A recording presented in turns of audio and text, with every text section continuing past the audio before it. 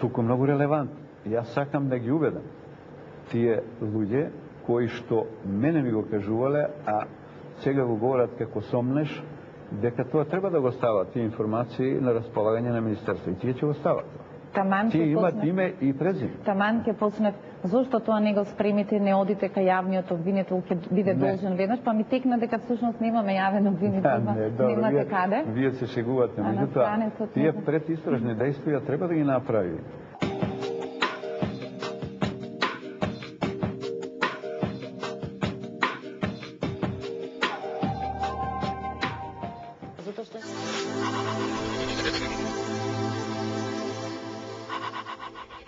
Банџи, твоето второ ја.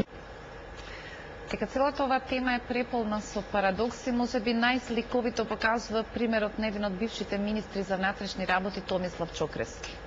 Човекот кој долги години во комунизмот не само што бил прислушкуван, бил озвучен комплетно неговиот кабинет, неговиот дом, значи семејството, само затоа што и припаѓал на условно либералната група кај македонските комунисти.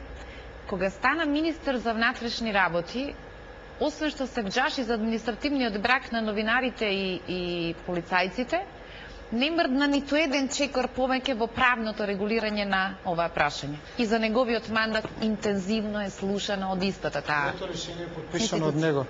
Не само тоа, забораваш дека професорот Чокревски беше и председател на форумот за човекови права. 89-те, која година јас членував исто во тој форум. И таму беше и Фрчковски.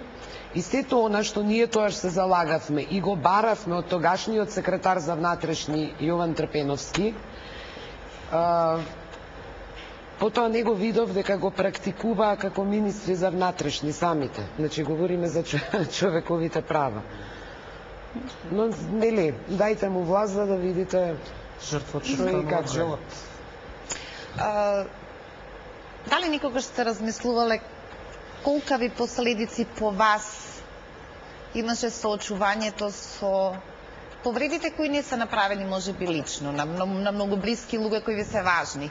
Вашата мајка немала никаков основ да се најде на бајаги страници во извештаите на едно министерство. Дали одлуката да го дадете во печат за Македонија денес е одлука со која сакате на останатите да им покажете дека не треба како опасна тајна да го чуваат тоа што го видела за себе во Министерството за внатрешни работи, или тоа беше само личниот знак на револта?